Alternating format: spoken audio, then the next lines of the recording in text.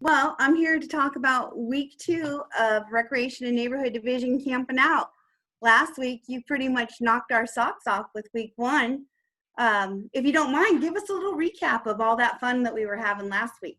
Yeah, oh my gosh, Jen, we had a really good time, and we are so grateful for the folks who helped make it extra special. So Monday we had Renton Martial Arts Academy, and they showed us they had Kick It Off Camping Out, and so showed us all their martial arts moves. By the end of that, we were all working up a sweat, no doubt.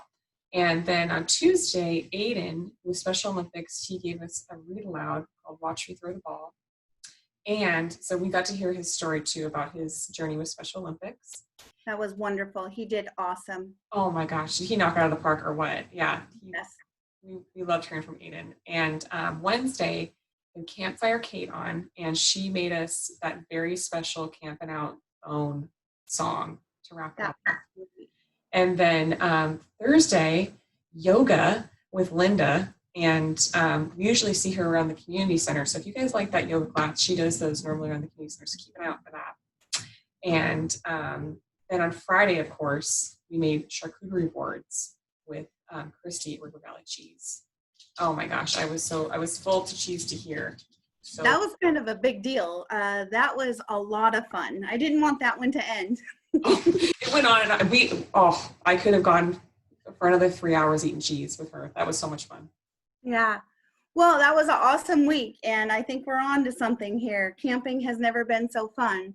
So I'm going to just take a minute to say hello to everybody who's joined us today, and we are going to give you a rundown on week 2 of Recreation and Neighborhoods Camping Out. As you can see, we are social distancing. I'm at my campground, and Mary is at hers. She's a little glampy. I'm kind of jealous of the lights. I'm not going to lie. Thank you. Yes. Well, I like to be a little more creature comforts and stuff like that here. But tell me, yours seems a little bit more authentic. Tell me about yours. It is. This is the roughing it tent. This is the one where you find a place that has nice hard rocks and bugs, and you pitch it, and there you are. But today, it is in the middle of my living room, so it's a little cushy. Yeah. So tell me about your vest too. That's really cool. That is right. My vest is a authentic fly fishing vest. So that is something that we like to do here in our house on vacation. My husband and I, we love to fly fish. So his has more bling. Mine is a little generic. So I'm feeling pretty firm wearing this today. Yeah. I like that. You look prepared. Yeah. So it's nice. Mary, I have to be honest with you. I haven't caught any fish on my Camping Out series. But can I tell you something I have caught? What's that? I've caught myself a delicious s'mores kit. Oh, yeah, my favorite.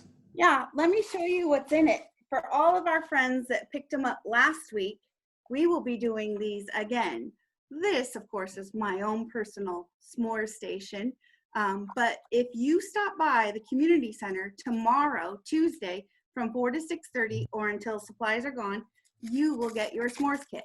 Individual graham crackers, your authentic chocolate bar, and your marshmallows. Each of these are individually wrapped, so no fingers have touched them, and no tastes have happened to fall into our lips. So you can get those tomorrow at the community center, again, from 4 to 6:30. Oh, I'm looking forward to it. Yeah. No fish, but s'mores. Along with that, Mary, this week is Under the Stars. So under the stars we have a Constellation Kit. And for visual purposes only, I have used very large marshmallows and made the Constellation Cassiopeia. I think I said that right. It's the one that looks like the W in the sky. So you will be able to collect with your s'mores kit mini marshmallows.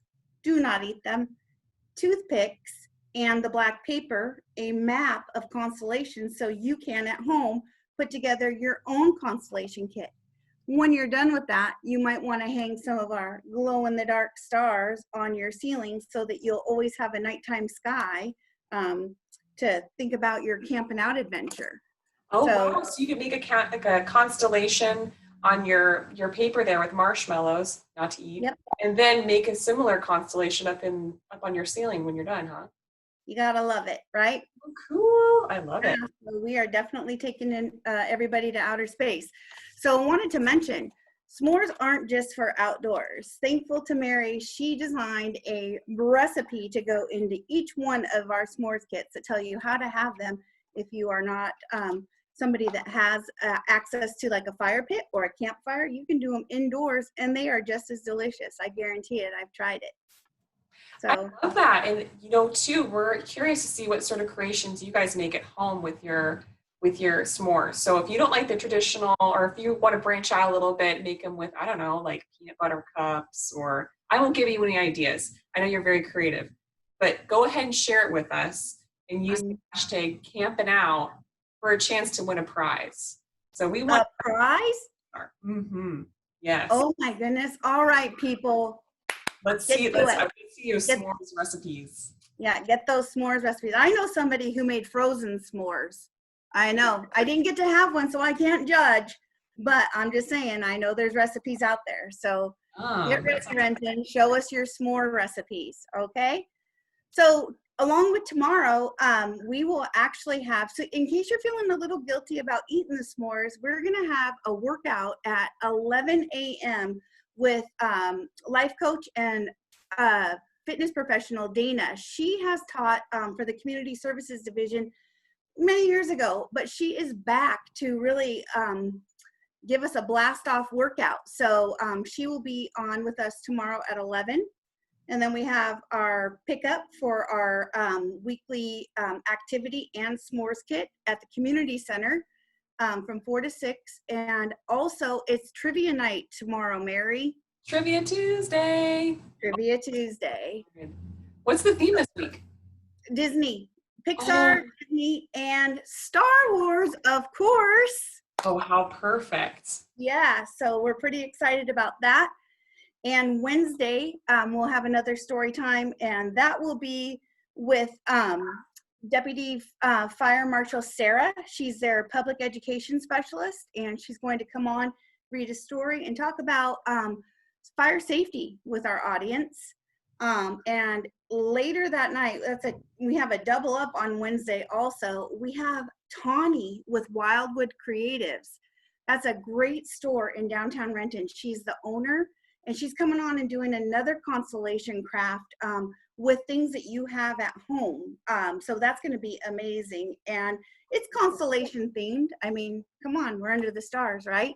Mm-hmm. I love it. And then Thursday, because there is 2 s'mores in that kit, if you eat 2 of them, we're going to have another workout with Dana in the evening. So she's going to have us reaching for the stars. So I love that. Oh my gosh, what a jam-packed week. This is so exciting. Pretty excited. So, but what I wanted to do tonight was have a story time with everybody that joined us. And I'm going to take a minute to read a book. It's called Once Upon a Star. It's kind of a poetic journey through, the formation of everything. How's that? I love that. Okay, I'm going to get nice and cuddly in for story time. All right. Okay, so here we have Once Upon a Star by James Carter, and the illustration is by Mar Hernandez.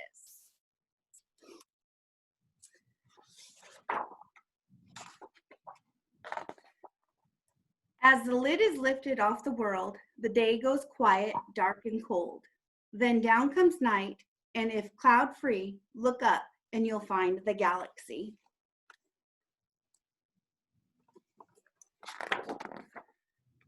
$100 billion, maybe more, lights like lanterns on a shore. Giants they are, and from so far, they just seem so small. We call them stars.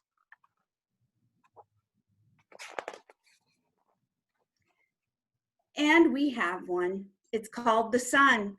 But did you know where it's from? There's more of that, as you'll soon see. Now let's head back through history.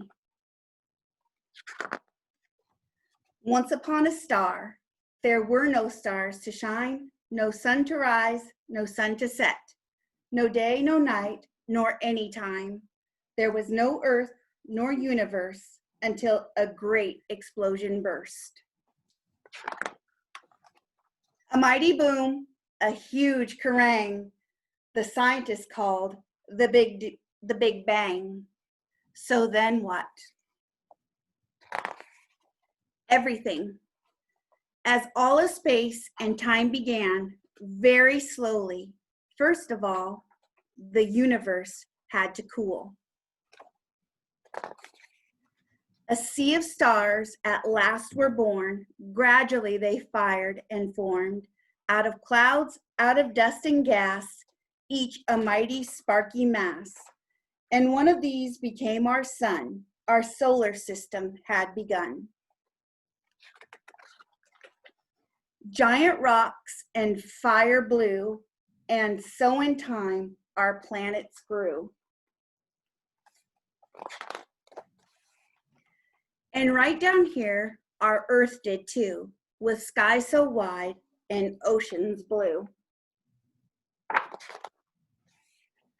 Then life swam, crawled, and flew. And still our sun gives us delight, our warmth, our food, our daily light. It's at the heart of everything around the sun planets spin. We're from that star that seems so far. We're made of stardust. Yes, we are. So what are you? And that is the end of my story. It's like a little poem written about the universe. And it's kind of neat to think that we all came from, the same explosion, right, Mary? That is so true. Yep, it is. It's kind of makes it us think about when we're under the stars, just how much we're connected, huh? That's right. So tonight when you're looking up and I'm looking up, know that we're seeing the same thing. I love it. Thank you so much, Jen. I'm so excited for week 2 and Under the Stars. Me too. I hope that we see lots of friends picking up their s'mores and taking part in our activities. And until the next time, we will see you later. All right. Thanks, guys. All right. Bye-bye. Bye.